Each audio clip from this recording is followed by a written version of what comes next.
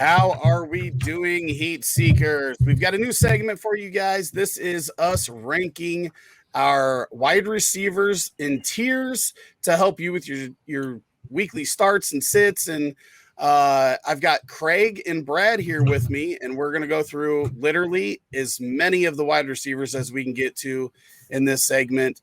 And we're going to go ahead and let Brad start it off. Which wide receiver do you want to start off with, Brad? Let's. I'm gonna give you all softball. We'll go AJ Brown, Tennessee Titans.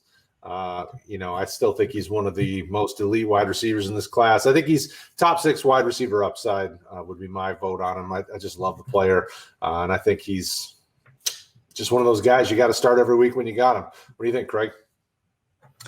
Yeah, I think that's the right place for him. With Julio there, I think that eats into a little bit of his potential to be the top guy each week, and they have a good number one cornerback who we're not sure what he's going to be doing in Indianapolis who they face. So I'm fine with that. Yeah, I do think that he's got wide receiver 1 overall upside any week, but I'm fine with top 6 ranking here because of the facts that you guys have said. If the Colts can't put up points, that obviously just makes it more of a Derrick Henry type game for them. So AJ Brown, top 6 overall upside. Kraig, who do you want to start with? We'll stay near the top to make it easier here for a bit. We'll go with another Brown, Antonio. I think he has wide receiver 1 upside more so just because it's sort of what we said about Brown, but to a larger degree. Just that those targets get spread around so much and you'll be the guy one week and the next week you're not. And it's not just going to be 1 or 2 guys targeted by Brady. It's 3 and 4. So I think that caps him a little bit. Yeah, I'm going to agree with you 100% there. So we can just go on to Brad. Brad, what are your thoughts? Yeah, I mean, when I think about him, it's really between wide receiver, like low-end wide receiver 1 or high-end wide receiver 2. So I'm okay with just calling it a wide receiver 1 upside. The offense is just so dynamic and they're just putting up so many yards and so much points that I'm not gonna fight it. Each week he probably should give you at least double-digit points, at least for the foreseeable future. Well, while we're talking about Tampa Bay, I feel like literally, and this makes it tough, right? But on a week-to-week basis, all 3 of these guys are wide receiver 1 upside. I don't know that I put any of them into the top 6 category because of just them taking from each other. And obviously Rob Gronkowski has 4 touchdowns through 2 weeks, which makes it a lot harder for those guys to have the real big weeks. So are you guys comfortable with putting Mike Evans, Godwin, and AB all in that category for those reasons? Or do you feel like one of them belongs in a different category? What are your thoughts there, Brad? Yeah, I mean, I would agree. Godwin's the only one that I think could get top 6 at times, but man, I would just say wide receiver 1 upside and call it a day. What do you think, Kraig? Yeah, I think that's the safer route here. I mean, Evans, even off of the week that he had this past week, he was still like, wide receiver 5 or 6, which kind of proves our point for us, I think. Yeah, I definitely think any of these guys could get into the top 6 category, but it's just which one is it going to be? And I'm not comfortable picking which one it's going to be on any given week personally. Yeah. I got to find Godwin here. Yeah, and it's a fun offense, but it's also that's problematic because you have so many different options, and Gronk's going to be involved, and they'll sprinkle in the running back. So it at some point it kind of limits the overall of the team. But I think they all have a lot of really good upside. But Godwin of the 3 is the one where I'm like, all right, he could be a top 6 wide receiver any given week just because of how they use him. Evans, you don't see him going nearly as deep, but Antonio Brown, I guess you can kind of put in that category sometimes as well, but I just don't think. Through 2 weeks, Godwin has gotten usage through both weeks. If you guys are more comfortable putting him in the top 6 wide receiver upside, I wouldn't argue that. If you guys feel strongly about him being just a little bit ahead of the other 2. I mean, I think he is. I think he's ahead of the other two, but it's so hard to, I would hate to commit to, hey, he's top 6 wide receiver potential because there's so many pieces in that offense that take attention. And so I'm okay with leaving him at wide receiver 1 upside at this point. What do you think, Kraig? Yeah, I'm fine just leaving the 3 of them in that grouping. I think that's where I feel the safest with them. Okay. All right, Rick. So who are we talking about? Well, we'll kind of do the same thing, and we'll go to Dallas and talk about Cooper and Lamb, because I think it's it's a similar situation, except for they don't have that tight end that's going to typically get you, a touchdown 2 on a week, or that third wide receiver with Gallup out. So, how do you feel about Cooper, Brad? I feel like he's top 6. Top 6, absolutely. Top 6 for him, but Lamb is still wide receiver 1 upside in my mind. Cooper is clearly by far the top receiver in this team, the way that they use him. What do you think, Kraig? Yeah, I think you're just kind of seeing that natural progression of one guy's the veteran that's been there, done it before and longer, and he's had those higher upside weeks. And Lamb can certainly, bust out at any time, but consistently right now he's just still feels a little bit lower fantasy value-wise than Amari if we're talking week to week. Absolutely. Which kind of feels funny. Obviously, Cooper had the huge week 1 and then, didn't have the box score. But that entire game this past week didn't go the way we would have thought before it started. So yeah, it was a little bit weird for that game. I mean, we talked about Dak, averaging 38 points, 35 fantasy points for the last 4 games, and he scored 8. So it wasn't just Cooper that disappeared this week. So, Brad, who we going with next? Let's stick to the top and go with your Bears. Let's go Allen Robinson, and I think he's top 6 wide receiver upside any given week. I know they're still back and forth between Dalton and Fields, but man, he's so good that it doesn't matter who the quarterback is. Kraig, what do you think about A-Rob? I can see it. And if we're talking about, this week here, that Browns secondary has been playing a lot better than I think some people had anticipated. I'm more comfortable with him in the wide receiver 1 upside. That's where I'm at with it too. I love Allen Robinson. If we're just talking talent, I think he's obviously going to have his boom weeks, but right now, minus the touchdown, he has not put a lot of fantasy points up on the board for people. I think you still got to start him because of that talent. But this quarterback situation, we don't know if Dalton's going to be healthy. Obviously, Fields is going to have his growing pains. I do think Fields leads to more fantasy points for Robinson, but it may not be that way right off the bat. So I would say wide receiver 1 upside myself. But talent-wise, just about as good as anybody. It's just sad. This guy and his quarterbacks, right? Hey, he's got his guy. Fields will do it. Kraig, where do you want to go next? We've been doing these sort of little wide receiver groups, and there's a small one here. Debo Samuel, I think, and I can't believe that I'm saying this. You would have told me that a little while ago.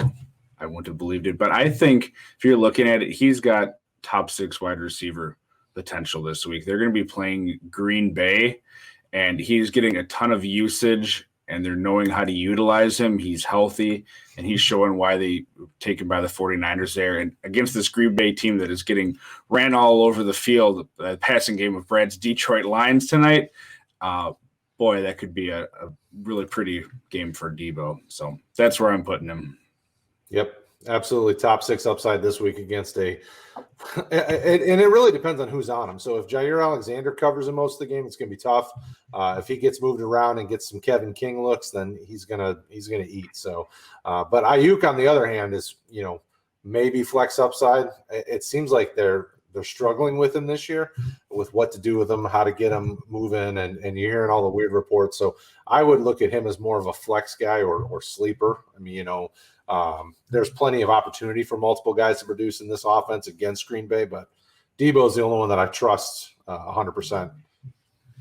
Yeah, to go off of what you were saying about Samuel, they move him around enough, right? Like he's never going to be, it's going to be tough for him to get shadowed by anybody just because of the way they use him.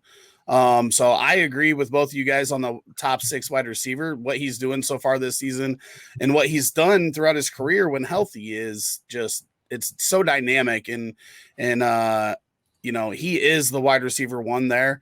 Ayuk, on the other hand, I would also have in flex or sleeper. If you have options, I don't think you have to throw him in the lineup right now.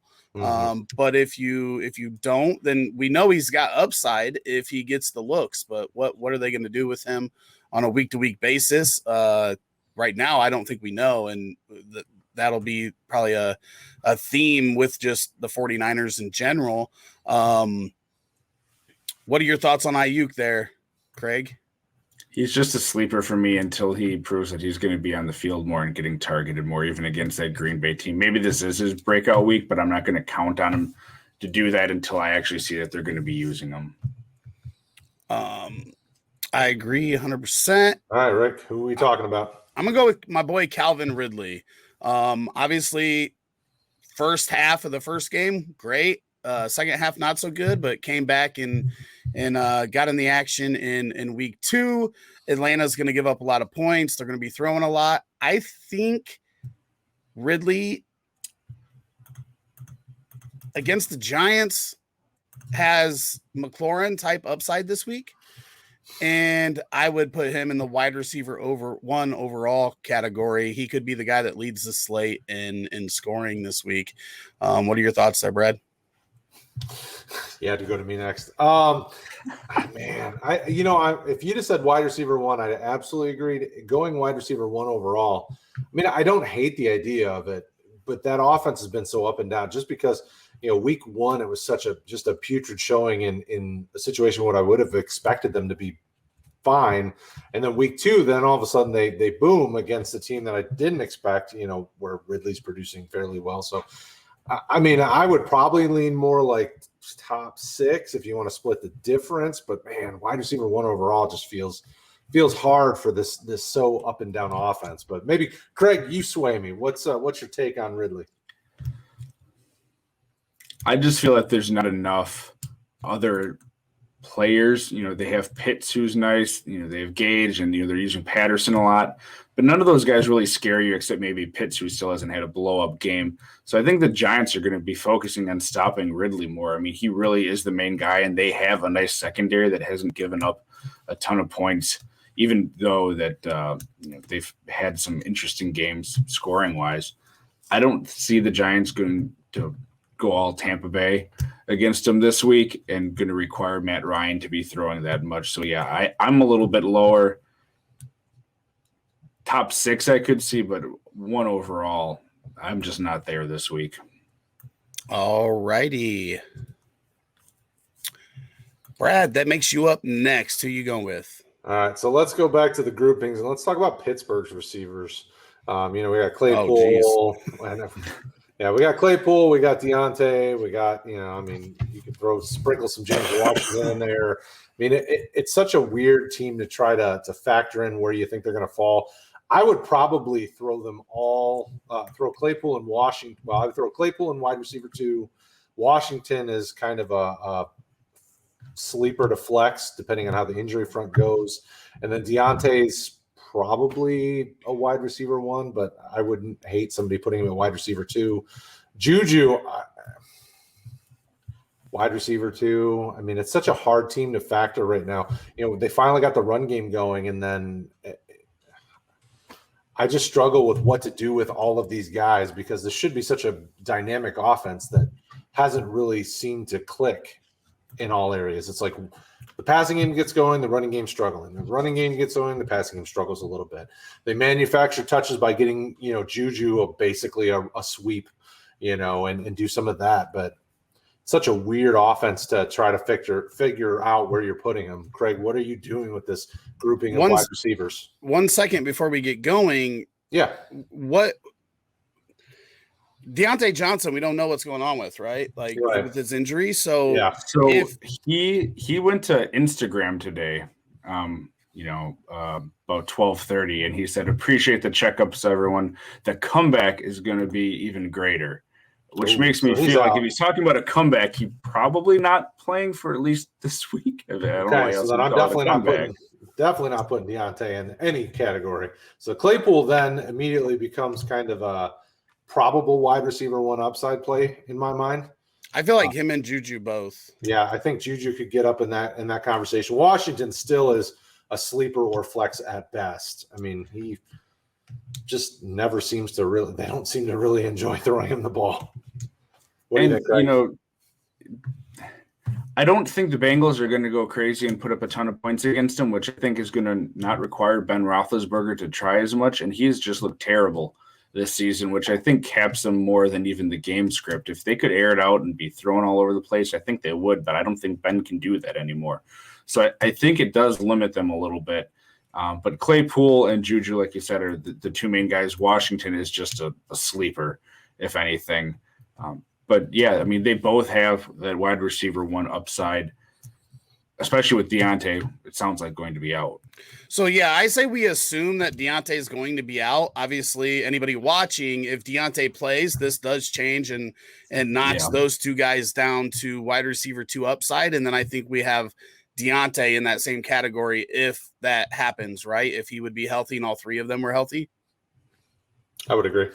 Yeah, with how little that they're effectively passing and then the three of them eating into each other, I think it lowers all of them. All right. And now we can move on to Kraig's next player.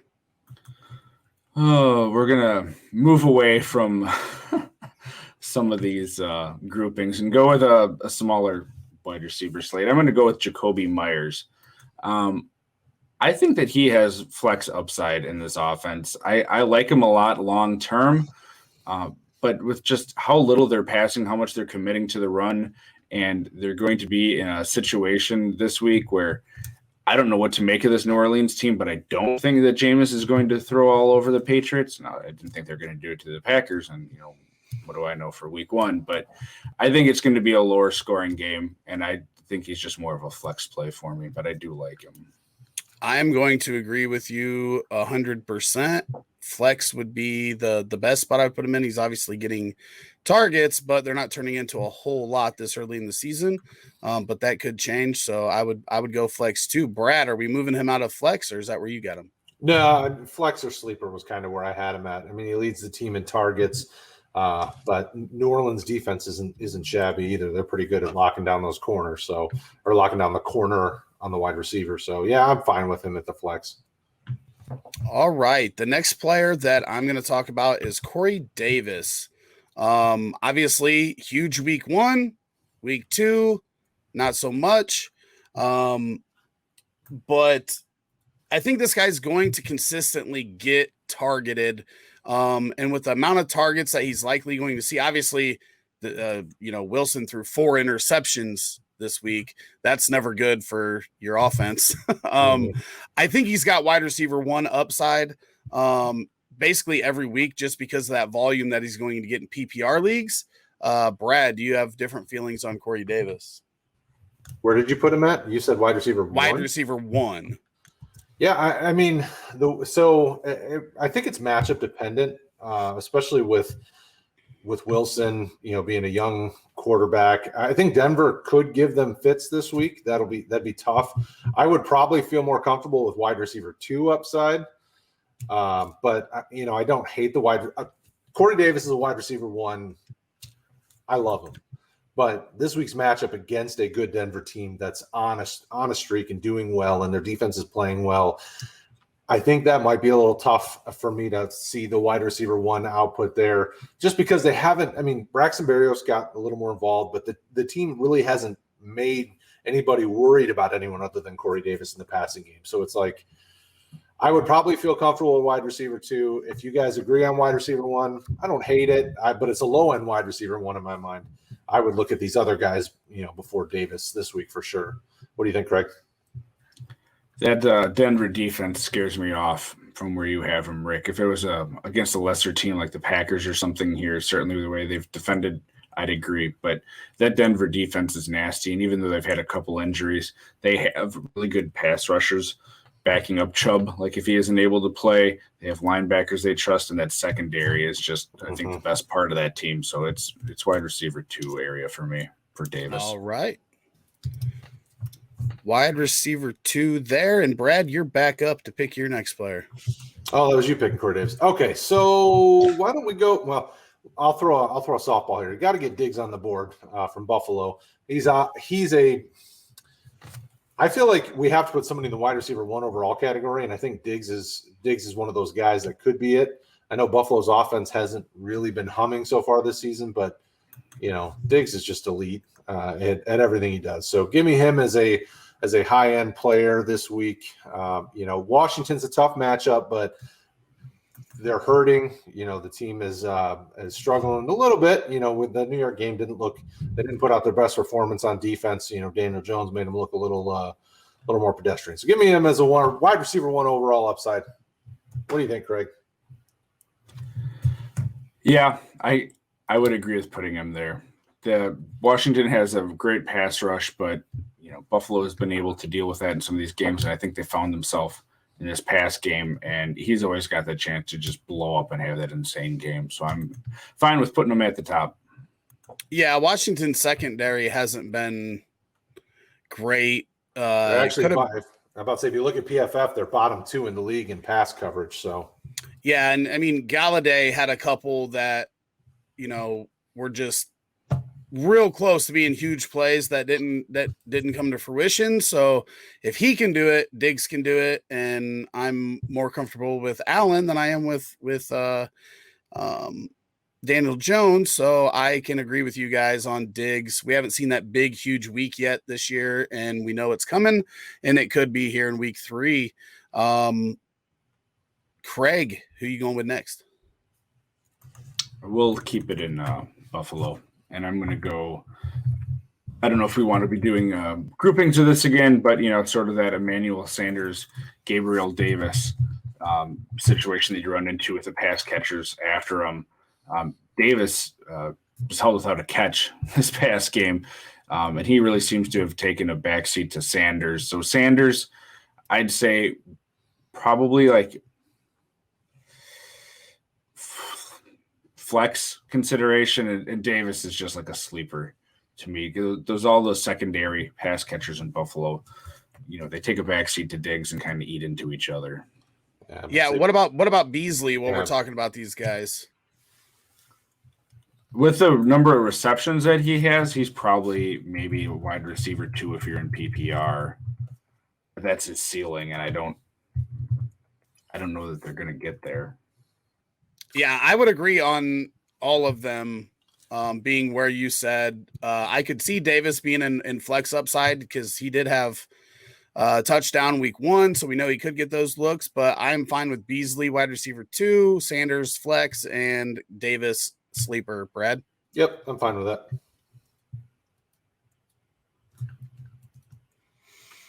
All right, let's see, where can we go next? Why don't we talk about Brad's boy Sutton and Tim Patrick and KJ Hamler real quick. Obviously, Sutton showed this week why he's been touted for so long. After week 1, he was a player that I was kind of like, I got to wait and see because he wasn't utilized a lot. And we know that it takes wide receivers a little while after that injury to get back up to speed. But he looked good in week 2. So I put him in wide receiver 1 upside. Tim Patrick, I put in wide receiver 2 upside. And then KJ Hamler is a sleeper for me. Brad, do you have any different thoughts on those guys?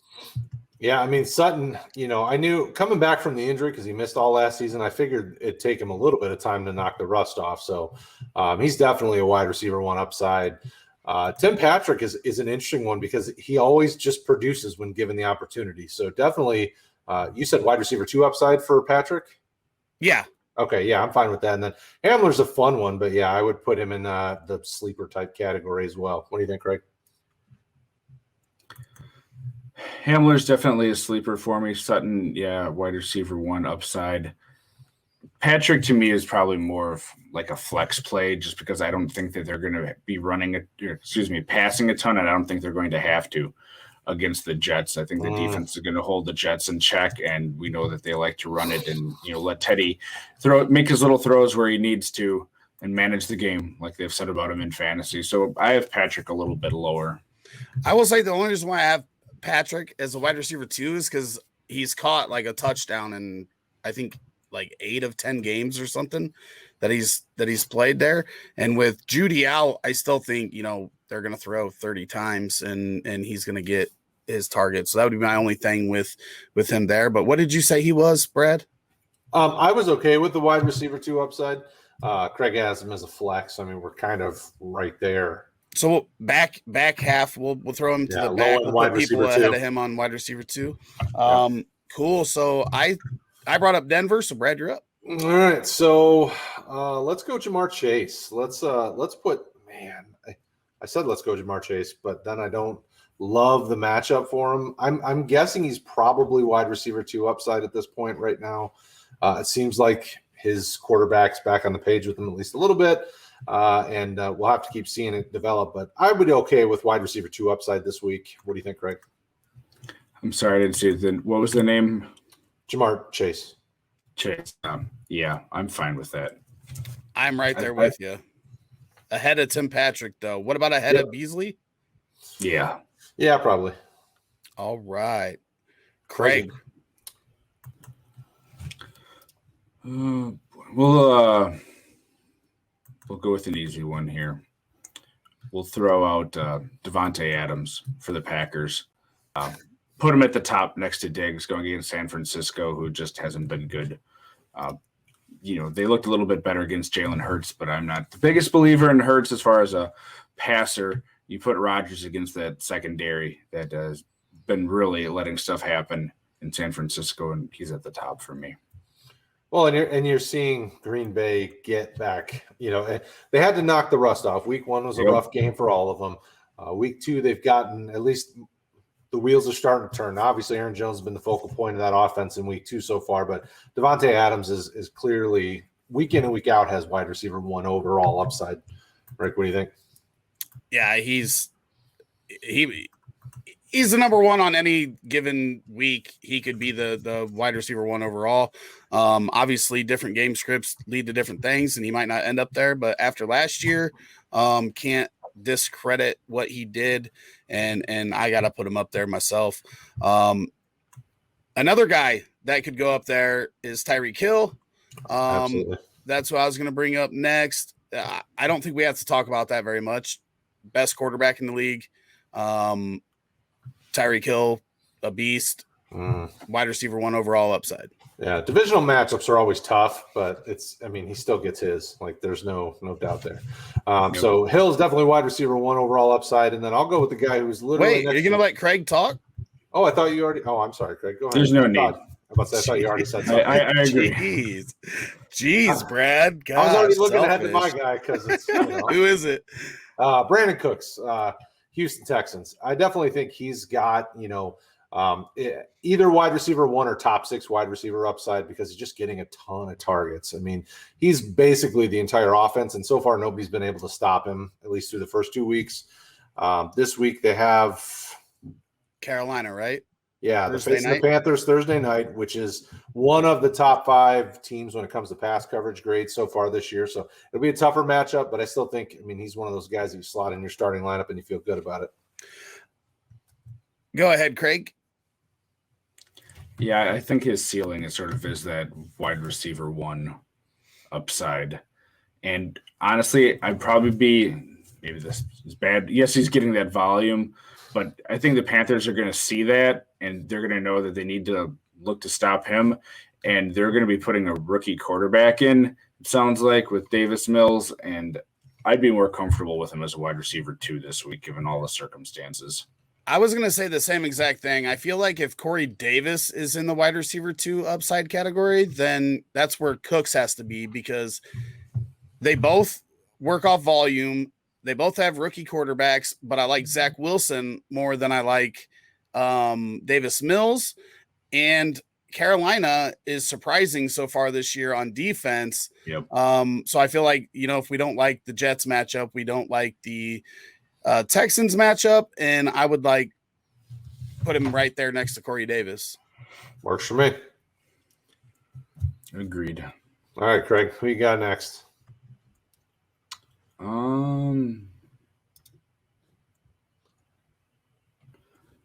Devonta Smith. We'll go to another rookie since we had talked about Chase here. So he clearly is a favorite of Jalen Hurts, and he's going against that atrocious Dallas Cowboys defense in Monday Night Football a week from when we were recording this. He's wide receiver 1 upside with the way Dallas has been playing and what we've seen, at least in one game of that offense, and then still being targeted in week 2. Brad? Yeah, I don't hate it. I'll go with him. I would put him low in wide receiver 1. I mean, in my mind, if you're looking at what we've got there already, Sutton, Godwin, Brown, Evans, Lamb, Robinson. I mean, those guys are all high-end wide receiver 1s. Claypool, Juju, and then Smith are kind of that middle to back-end wide receiver 1 value upside. What do you think, Rick? Yeah, I feel more comfortable with wide receiver 2, but this is the fantasy carnival. Even though it didn't come true in week 2, I feel like Dallas's defense played better than we thought it was going to, and their offense played worse, which means that if they, regress to the mean a little bit there on both of those sides, then we probably see more offense, and we probably see something more like Philadelphia's week 1. So I can get on board with the back end wide receiver 1. It's just tough to put rookies up there with quarterbacks that some games throw 50% completion percentages. Hurts looked so damn good in week 1 and then halved his completion percentage in week 2, and that's always scary. I was going to go with Jefferson next. The emergence of KJ Osborne, who I guess we can throw in here with Thielen if we want and just knock these 3 out, knocks Jefferson down to wide receiver 1 overall, where I think, going into the season, we would have anticipated him being top 6 wide receiver upside every week. So I've got him in 1. Thielen keeps catching touchdowns, so I've got him in wide receiver 1 upside. And then KJ Osborne, I think we have to give flex upside. Maybe wide receiver 2 upside. What do you think there, Brad? Yeah, I mean, Jefferson's still leading the team in targets, so he's though he hasn't produced as many touchdowns as Thielen, and Thielen's gotten just as many yards with less. I think Jefferson and Thielen are the high end targets, but I definitely think Osborne's one of those guys, because they're throwing so much, because their defense giving up, just their defense is bad. I think Osborne pushes himself, into the same category, so that you're saying, I agree with you completely, but I'm just talking it through in my mind as I process externally. Craig, what do you think? Yeah, I like where you have him. To your point, Jefferson's had a couple more targets, but I think it really is only 2. Thielen's getting the touchdowns, and Osborne's what people thought sort of the tight end position would be, whether it's because Irv's been hurt or they just discovered a third wide receiver can be used in football games. I like where you hit him. I like that. I just got to find Osborne on this list. I know he was here, and I can't find him. Yeah, Osborne's a fun one. Go ahead, Brad, with your next player, since we all agreed there, and then I'll try to find them at the same time as I'm finding Osborne. I'll make it easy on you. I'll go with Quintez Cephas from my Detroit Lions. Seeing as it looks like he's become Goff's kind of favorite target in the passing game, or one of the guys that he goes to when he's looking for something, the conversion or the touchdown. So Cephas is a guy that I think is starting to push, solidly into the conversation as a flex. Like Osborne, he's one of those guys that you can start believing in at least a little bit. So Cephas, give me his flex upside. Craig, what do you think? I was a really big fan of Quintez Cephas in college, and then stuff happened in college, and he fell out of favor, and I ended up cutting him from a Devy team. But I'm happy that he found his way through those troubles and that stuff got sorted out, and that he's in the NFL playing now. And I agree. I like him as a flex, and I wish I had him on more teams. I'm with you there. Looks like he's their red zone threat outside of Hawkinson in that pass game. So that's if they're going to continue to move the ball as well, like they haven't moved it as well in the second half of this game. Yeah, now that it's raining, they've gotten sloppy. But they moved for the like 4 quarters in between the first half of the first game and the second half of the second game. They moved the ball pretty well, actually. So and Cephas is the key part. All right. So Kraig, you are up next. So we got a whole bunch of Jets here on our list, and I think we might as well just address these. We got Berrios and Cole, who, if we think Moore and Crowder are going to play, and it sounds like both of them probably will, I think that knocks both of those two probably down just to sleepers. Crowder and Moore, we haven't seen Crowder this year, of course, but I think those are both just flex upside guys. At the most, given that offense and what we've sort of failed to see this year. I don't think they're going to run into those same issues that they had completely if they have more offensive weapons, but it just hasn't been pretty for the Jets, and Davis is only the only one you really feel comfortable starting. Yeah, I will say real quick, I don't even know that we need to – I don't believe Berrios and Cole belong on the list with like Ayuk, Washington, Davis, and Hamler. So I don't even know if we have to put them on there unless you feel strongly about them being sleepers. You can move them down to the bottom and say we talked about them too. I not being on there.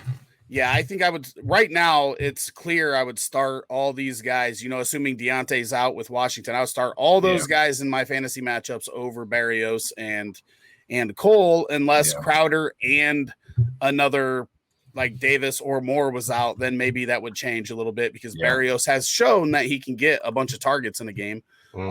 Brad, how do you feel on all that? Yeah, I would agree. I'm not touching Jets in my lineup unless I have to, if I'm desperate. Excuse me. Okay, we're gonna go with Cooper Kupp next. I think after the first 2 weeks, this guy is also wide receiver 1 overall upside. Stafford loves him. It's obviously a huge upgrade. And then we can go ahead with Robert Woods next. He's, probably wide receiver 2 upside right now with the way that I've seen this season play out. A guy that we would typically probably have in wide receiver 1, but we haven't seen that yet with Stafford. So that's where I stand on those two guys. Brad, where are you at on these guys? Yep. Wide receiver 1 overall for Kupp easily. This is the tougher matchup this week going into the buzzsaw that is the Tampa Bay Buccaneers and one of the top pass coverage defenses in the league. So Woods, I would probably float him as a wide receiver 2 type upside guy just because he hasn't been getting the same looks that he has in previous years. Until I see that relationship grow, 2 is about as high as I want to put him at this point. What do you think, Kraig? I agree. And I do feel because of how much I think they're going to have to throw that you could probably put Van Jefferson at the back end of the sleepers because they did utilize him and Deshaun Jackson. I don't even know if he was used this past week at all. If it was minimal amount. So it kind of feels like that shine wore off after a week.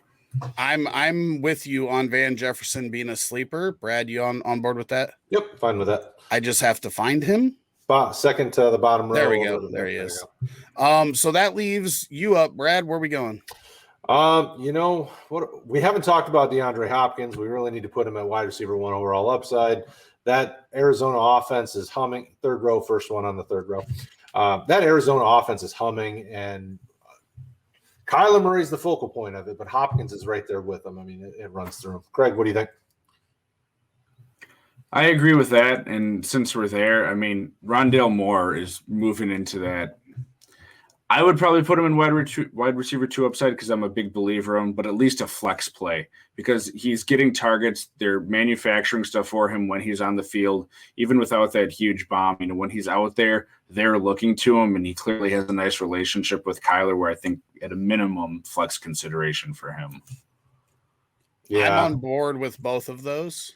Yeah, Jacksonville is one of the worst teams against pass in the league currently as it stands. The defense is in shambles. I mean, my worry is that they focus on running the ball this week a little bit more, just because they won't have to put up a crazy amount of points. But I would leave all those guys where they're at too. I think that's great. And we didn't mention Christian Kirk either, and Christian Kirk at least has been getting targeted some, but not, he doesn't have the upside that Moore has. So I think he's a fine sleeper. Yep, I'm fine with sleeper. I think we could put AJ Green in sleeper as well. I don't think that he's somebody that I'm comfortable flexing. He had the touchdown in week 2. Mm-hmm. You guys good with that? Just throw them guys in sleeper and. Yep. Yeah. So that was Brad's pick. So we're on the Kraig. We will go to. We talked about the other one. So Cedric Wilson, since he's there at the top and easy to see. He is a sleeper. I mean, anyone with that's going to be on the field a lot for Dallas is going to have a potential to explode. But he's just a sleeper at this point. Yep. Brad? I would agree. I'm there too. Okay, we're going to talk about Lockett and Metcalf. I have both these guys as top 6 upsides. Mm-hmm. And because of them both being there, I don't have either of them above that in wide receiver 1, even though it wouldn't surprise me if either of them went in there. But I think they belong in with Cooper, Samuel, and Brown there and top 6 upside. Kraig, what do you think? I agree. It's great great offense, great receivers. But hasn't Lockett like number 1 or 2 in the league right now when it comes to fantasy points? I mean, I think Kupp's the wide 1. receiver. Yeah. I think Kupp's 1, and then Lockett might be 2. Yeah, so I would agree. They're both up there. Metcalf's actually been surprising how I really thought that he would be a better producer than Lockett, but Lockett's been on fire so far through 2 weeks. Okay, so go ahead. Rick. Hold on 1 second. Rick, since we're just doing them so we don't have to come back sort of like we did with Cedric Wilson. Swain, when they're going to be throwing a lot and, having people keep up with them, like I think Minnesota has shown that they're going to be able to do, I think he's a far back end, probably like by Wilson sleeper consideration. I'm on board with that, Brad. Yep, I'm okay with that. Sorry, go ahead, Brad. No, you're fine. I was just kind of trying. There's more Lions receivers to talk about for you. Right. There's plenty of Lions receivers. I'm going to go with an ex-Lions receiver. Let's talk about Jacksonville. We haven't mentioned much of him, but Marvin Jones Jr. Is getting tons of targets. Trevor Lawrence trusts him. I would put him as kind of either high-end wide receiver 2 or low-end wide receiver 1 upside. Like I would play him before I play Devonta Smith for sure. So that's why I'm thinking wide receiver 1 upside. They're going to need to be passing, and Marvin Jones just keeps producing with them. What do you think, Kraig? Yeah, he's getting the targets. I feel it's right on that line too. So I mean, top of wide receiver 2, maybe given how many people we have in that wide receiver 1. And as far as the other guys, I mean, Chark feels like a sleeper to me, and then you got flex with Chenault with the usage that he's getting. They're all that Urban Meyer offense, what we've seen in the NFL, and it just isn't exciting at the moment for me. So did you go wide receiver 1 or wide receiver 2 for top of Jones? 2 for Jones? Top of 2. That's where I'm at. I would rather start Corey Davis than Marvin Jones personally. So I would have him in that wide receiver 2 spot. But we can put him at the top. Where did you guys say Shark? Shark was a sleeper for me. I don't feel comfortable starting him in that offense with the defense they're going against. Yeah, him and Chenault, I'm just not super comfortable. Arizona's a really good defense when it comes to coverage. So him and Chenault and Chenault's already hurt, playing injured. So I'm okay with sleeper for both of those. Yeah, I forgot he was hurt and he's going to have an MRI and they think he's good to go, but that probably does bump him down to probably both sleepers. But I would, if I knew he was playing, I would have him in the flex upside just because with that defense in Arizona getting pressure, I feel like they're going to have to get the ball out fast. And that leads to Chenault being utilized more. So I would have him in flex upside. If he's hurt, then I would just rather not play him at all. If we hear he's going to be limited or anything. For sure. Yeah. Like, here's my question. Would you rather play Chenault if healthy or Elijah Moore? Chenault at this point, yeah. Okay. Is it me next? It is. Oh, no, it's Kraig because I Kraig? picked Okay. Jacksonville. All right, we're gonna go with because that's what my eyes went to first. The rest of the Packers here, Valdez, Scantling, and Cobb. I mean, Cobb we can probably just leave off the list. Quite honestly, he's barely been targeted. Same with Lazard. I think Lazard has barely had anything. Lazard he's got 4 targets before tonight. And we got to remember that's a pretty high percentage because I think they only threw the ball 20 times, right? In week 1. Yeah, how many times did they throw? Because they didn't run a lot of plays. They only ran 12 plays in the first half. MVS got the most targets. He had 8. Yeah. Devonta had 7. Lazard had 4. Tanyan 4. Malik Taylor 3. The way Rodgers has been playing, it feels like it's Adams, the running back, so Jones, Tanyan, and then MVS. So, I mean, MVS to me is like a sleeper, and the other 2 I honestly wouldn't even put on the list right now because even if you look at what they've shown tonight, they're not throwing to those guys. No, they're mostly blocking and decoys at best. So Cobb off the list, Lazard off the list, and Valdez. I would say Valdez is flex upside just because you've got the, one play that could get you the 60-yard touchdown. So I would put him a little higher than I would start MVS over like Hamler, Davis, Washington, and Ayuk personally. So I could have him at the front of sleepers or the back end of flex upside. I'm fine with either of those. Yeah, we'll throw him. How about throw him in flex just because we don't have a ton of flex options so far. We don't want to throw people just to throw them there, though. Well, I know, but I'm saying that I think he could give you flex upside against the 49ers defense that is kind of middle of the road when it comes to the pass defense right now. And if Green Bay really has got their mojo back, like we've seen against suspect Detroit defense, then they should be able to, to get a couple of players some fantasy relevance next week. And MVS should be one of those beneficiaries. As long as he catches the ball. I mean, the issue, hasn't been the targets. I mean, he was targeted a bunch of times last week, targeted a few times this week. He just isn't getting the ball. Would you rather start Emmanuel Sanders or Marquez Valdez-Scantling? MVS. Sanders for me. Yeah, I would be on the MVS side of that one as well. Why don't we talk about these? Wait, is it my turn? Yep. I was going to say Robinson, Hardman, Pringle. I think after last night shows that they're all sleepers. Yeah. I mean, it's not going to be something we see consistently, but it could be any one of them on any given week. And I think those 3 actually had more fantasy points than Hill last night, right? Each of them. Pretty sure. Yeah, well, I mean, they focused on shutting Hill down. They weren't going to let them beat him. I mean, that's how Baltimore game planned it. Yeah, so right. Sounds right.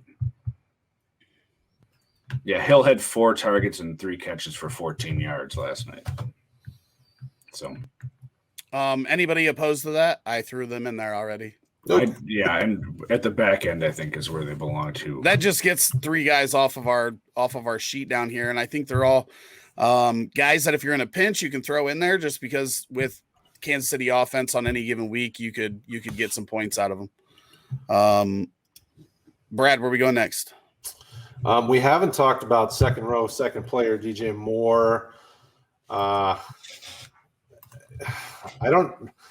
think he probably gives you wide receiver 2 upside. Should be a wide receiver 1 upside, but I don't know. They just haven't really been focusing on him like I thought they were. Do it, Brad. Push him there. Wide receiver 2? Yeah. I'm doing – oh. You want to push him as a wide – let's do it. Wide receiver 1 for him. I think he's a top 6 upside type player, but they're just not giving him the enough targets and enough attention. So definitely wide receiver 1 upside. He's got 19 targets in 2 weeks. Well, why is he not further up the board? He's like 20, 18 or 20 overall when it comes to wide receiver production. There's just been some huge wide receiver crazy games, I think is what it is. But he's had weeks of like 16 and 22 points or something. I definitely want going against Houston. Going against Houston, he's at least a wide receiver 1 for me. Yeah, I would go top 6 upside for DJ Moore in week 3 personally. Ooh. I can see that too. I mean, going against Houston, that's putting up points. They're going against Houston. The Panthers offense is humming right now. I figured they'd be running the ball by halftime. He's getting a ton of targets. Teams don't do that. And if they get up that much, then guys score points, right? You got to score the points to get to the point to where you can stop playing your guys. So, most of the time when teams go off like that, a bunch of guys on the team put up fantasy points. That's where I would be comfortable putting him in top 6 upside. Let's do it this week. Yep, go for it. Brad, that was you, right? Where are we going, Kraig? Why don't we go with the Washington receivers since we haven't talked about them? So Samuel is still hurt. I think that gives Humphreys some sort of like sleeper value. But he feels like the number 3 guy. I mean, Brown, I would feel better about trying at a flex position. And McLaurin, going against Buffalo, it's going to be a harder situation. So, I mean, to me, that probably knocks him down into that top of the wide receiver 1 upside. I mean, Tre'Davious White in that secondary is just tough. So I think that caps him from what we might see in a normal week. So McLaurin for me is wide receiver 1 upside. Brown I'd put in flex, and then Humphreys as a sleeper. Brad.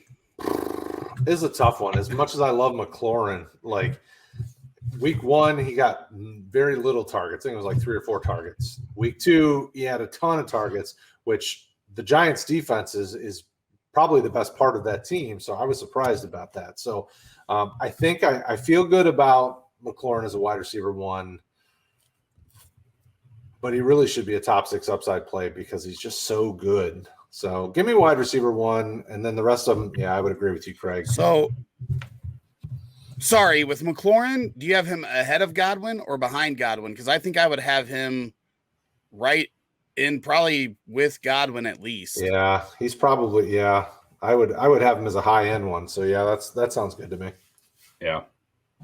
Humphreys and Deandre Brown, apparently this picture's not here. I looked for it earlier because I was going to talk about him. I think he's a sleeper. I don't know that I'm ready to flex him. He did have some opportunities in that game, but that's where I'm at with him. Brad, I know you were getting ready to talk about him, and I interrupted you to figure out where we were putting McLaurin, but yeah, I like him. We liked him as a team when we were talking rookies this year. We thought he could be a really fun sleeper to try to buy before the season started. So I would definitely be okay with where you guys are having, because he continues to look like he should be getting more targets. He looks ready to step up. Kraig, what do you think?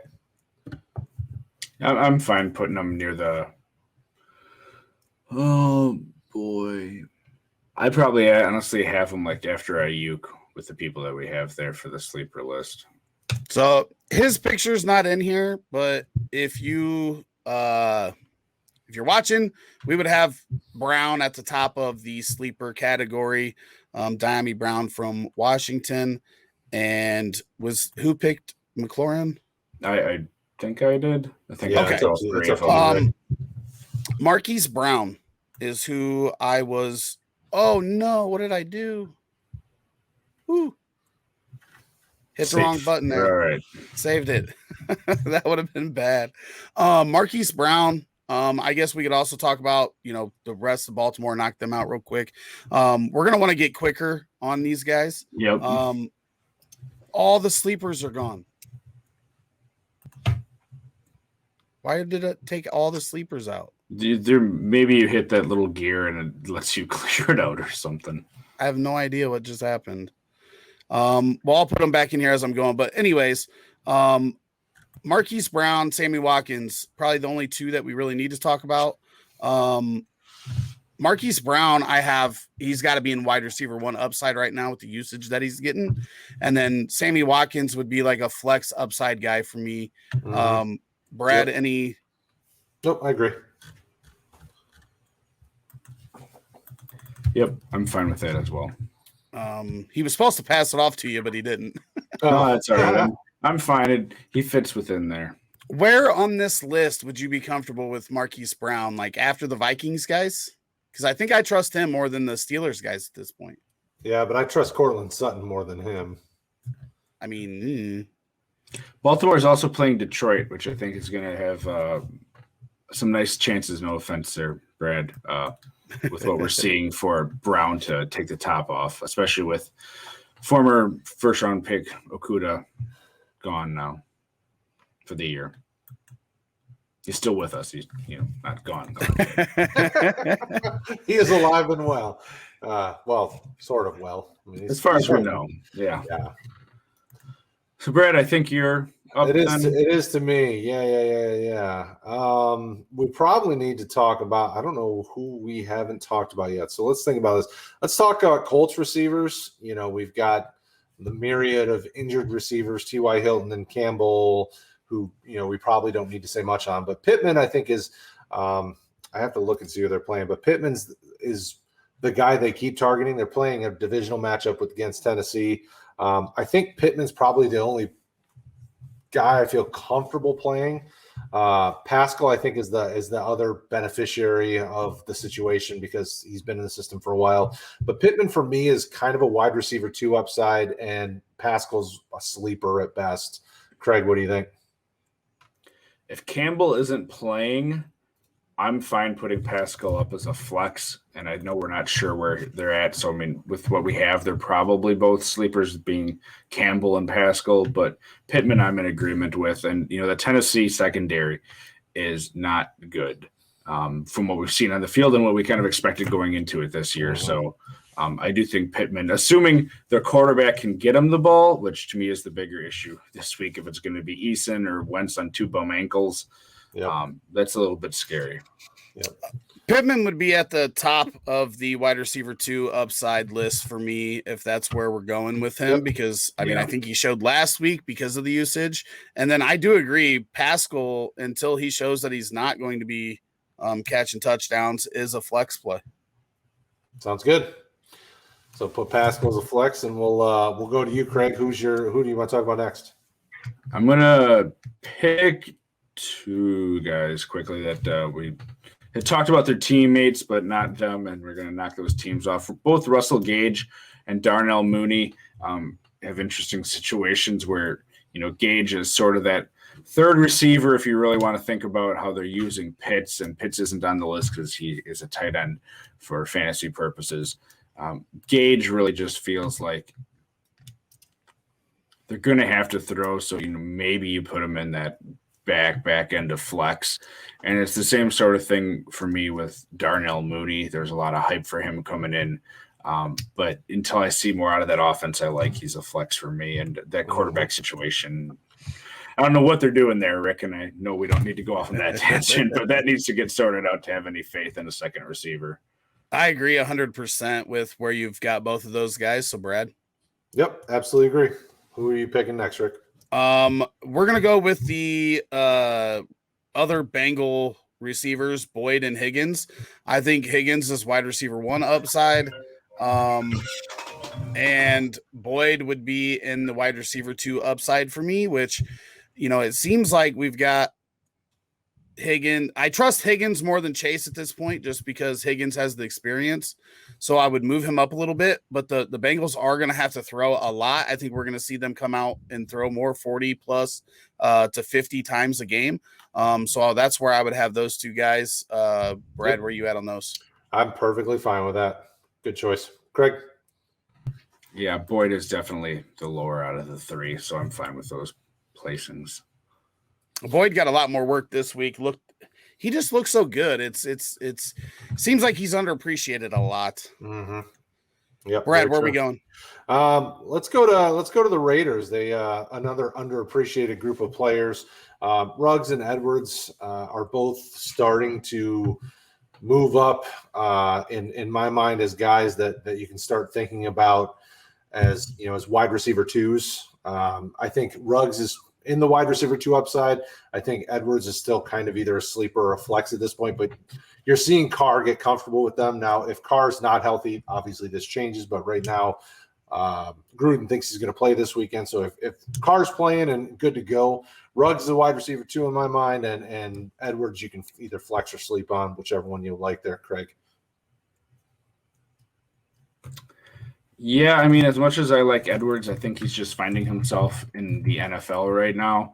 And if you're talking about a wide receiver for the Raiders, I'd probably be putting Edwards lower in the sleeper range, and then I'm probably putting Hunter Renfrow slightly higher than him just because of the volume and the passes that he's getting from Carr. Yeah, I would personally have Ruggs in the flex upside, Renfrow in flex, and then Edwards in sleeper. I'm okay with that. We see Ruggs having those big weeks, but I want to see it consistently before I put him in the same category as these guys that are in the wide receiver 2 upside. And I mean, Miami's going to be looking to bounce back. I think they were deflated when that thing happened to Tua, but they still have a really nice secondary there. So Renfro's got to be up here with like ahead of Sanders, right? You starting Renfro ahead of Sanders? Probably just with the volume in a PPR league. Mm-hmm. All right. Kraig, where are we going? We will just keep going down the line here. Robbie Anderson and Terrace Marshall. Anderson's a flex for me, and then Marshall is a sleeper. Brad, any arguments? No, I don't think so. I'm okay with that. I'm okay with that as well. Chargers wide receivers, Keenan Allen, obviously I believe he's got top 6 upside every week. I would feel better with him than Godwin or McLaurin at the top of this list. And then Mike Williams, I think we got to start considering as a wide receiver 1 upside guy with the way this offense is moving. They're giving up points. So they're going to be throwing a lot. That's where I would have those 2 guys. Yeah, I mean, Williams is leading the team in targets and touchdowns right now. So definitely need to start putting him in that conversation as a wide receiver 1 upside type play. This whole offense, I mean, this is one of those offenses you want the pieces of because there's just a lot going on there that's fantasy relevant. Kraig? Yeah, I agree. It's those 2, and then I put Guyton in sleeper. Yeah, that's fine. So Mike Williams in the wide receiver 1 upside. Yeah, there. Cool. Brad. Oh, is it on to me now? Okay. Yeah. So what else do we got that hasn't been talked about? Giants. We haven't said anything about Giants. Sterling Shepard appears to be, the receiver I trust the most on this team. So give me him as kind of either a low end wide receiver 2 or a flex. Galladay, I mean, I don't know. I'm not sure how much I trust him just yet. But Sterling Shepard's the one I want to start on this offense. What do you think, Kraig? Yeah, Shepard's the guy that has the rapport, and he just seems to be clicking better with Daniel Jones. Mm-hmm. So I'm fine with those 2. And to be honest, I mean, if you're looking at it, Slayton doesn't really offer much. I'm not even really considering him for a sleeper, I guess. Really? I mean, Slayton's had 13 targets through 2 games. I guess I wasn't aware of that. And I mean, maybe, but I'm sleeper I'm flex higher someone than that a I'm fine sleeper. with, Yeah. Yeah, I mean, he had a good game this past Thursday. I think he's got to at least be considered for flex.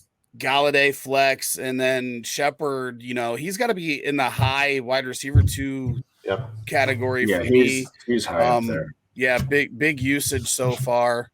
I think he fits right in with these guys. You had Brad, you had Slayton as a flex, right? Yeah, Galladay was I could go either way on.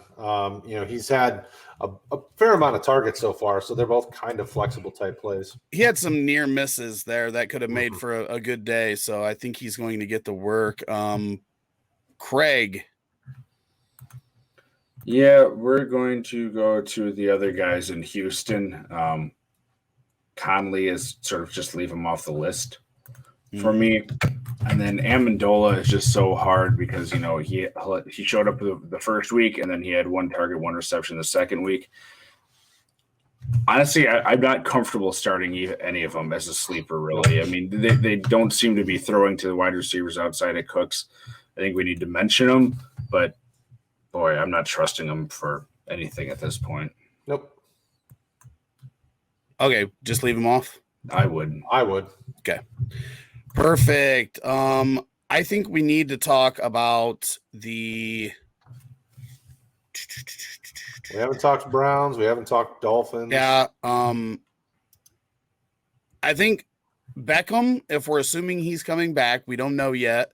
But I think we should, just because, he almost, or there was consideration that he was going to play week 1, but we should talk about these Peoples, Jones, and Schwartz if both Landry and Beckham are out as well, and kind of dissect that situation, because it's a crazy one if all the wide receivers are out.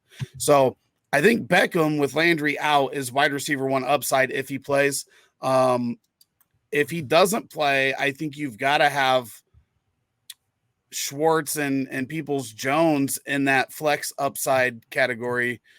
If Odell does play, I think I put them both in the sleeper category. Man, what's this offense doing? Like they're focusing on the run, which we expected, but they're spread so thin when you look at the target shares across the board. I think Hooper's leading the team in targets right now, but when you watch the film, like, oh, I didn't know he got targeted. I mean, he's just disappearing a little bit there. So if Odell's in, and they're facing Chicago this week, so it's a plus matchup for the wide receivers. I mean, I feel good about Odell being a high-end wide receiver 2, low-end wide receiver 1, but it's his first week back, in a while playing ball. So I'd be a little scared to trust him as my top receiver. And after that, I mean, this is such a good offense, but such a hard offense to trust right now. I'm going to defer to Kraig and see what you think, because I'm not sure how comfortable I am with anybody outside of Odell. Peoples Jones looks good week 1, disappeared week 2. Way to speed it up, Brad. Yeah, I know. I'm putting them both down, Peoples Jones and Schwartz down in sleepers, with Peoples Jones lower. Actually, he's gotten far less attention than Schwartz at this point. And when you look at it, they're just targeting, maybe it's game script, we'll find out as the season goes on, but the tight ends, the top 3 tight ends have 8, 8, and 6 targets between them, which is killing it compared to the wide receivers. So, man, I assuming Landry isn't playing, which it sounds like he isn't, and Odell is playing, I'm throwing them both down at the bottom there. And where are you putting Odell? Is he a wide 2 or 1 to you? He's a 1.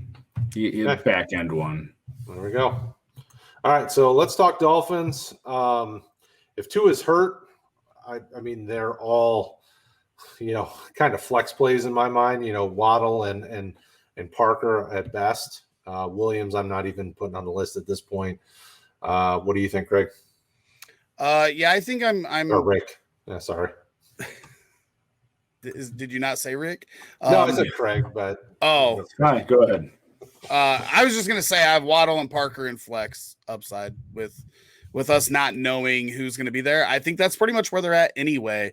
And I don't know that Brissett at this point is going to make it any worse for them than not. What if Fuller plays?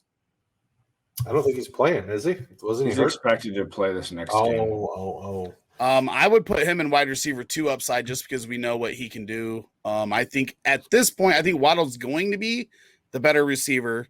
But at this point, I think Fuller's the best receiver that they have if he's on the field. Mm-hmm. I'm okay with that. What do you think, Kraig? I agree with that. Agreed. So we had Parker and sleeper and or flex and flex and flex. Mm-hmm. Where are we going? Well, let's figure out here who we need to still talk about, right? I think we need to talk about Rager. Nelson Aguilar, Green, Aguilar. Oh, we had Humphreys in the. Didn't we have Green as a sleeper too? Because we already talked Arizona wide receivers. Did we? Okay, yeah. So I accidentally backed those guys out. So, I think all these guys. I think Quez Watkins. We have to talk about. We had Lazard off the list. Yeah. Sammy Watkins, Deontay Harris, and we had the Saints receivers here, putting him at the bottom. I don't think we need to talk about him. I don't know Gallup's if you out. just went through him, but Josh Reynolds is that who you just moved to the bottom there? I couldn't tell what that Oh, is, yes, I did. We don't need to talk about him. He doesn't have a target through 2 games. So Curtis Samuel, we're still assuming he's out, right? I do believe he's out. He's on IR, so he has to be out the first 3 weeks minimum anyway. Yep. We had Gage and Sleeper, right? Oh, that's Zach. Oh, that's Zacchaeus. Yeah. Zacchaeus is off the list. Jefferson we had in. Yep, Sleeper. In there. Obviously, Williams right now, he's out, so we don't even know if he's going to play. All right, so. I mean, of all the guys that are on the list, I think Rager and Aguilar are the only ones that I really feel comfortable about putting in anywhere. I mean, Watkins had, but I don't know that I trust it. So I would take your opinions on it, but Aguilar and Rager, I think Aguilar gives himself the opportunity to be, kind of a sleeper flex type play this week. But Rager, I think I feel better about than all those guys. What are you thinking, Kraig? Yeah, I feel better about Rager. And Watkins definitely is worth something to go in against Dallas and what we've seen. I mean, he's that big play threat for him. Yeah, I would say Rager flex and then Watkins sleeper, or even both of them flex. Like if you told me you put Quez Watkins in your lineup, I wouldn't be like, that's the craziest thing I've ever seen. I could see them both, like a Rager near the top and Watkins a little bit lower in the flex list. I'd probably have Aguilar in there too. Either a back end wide receiver 2 or flex.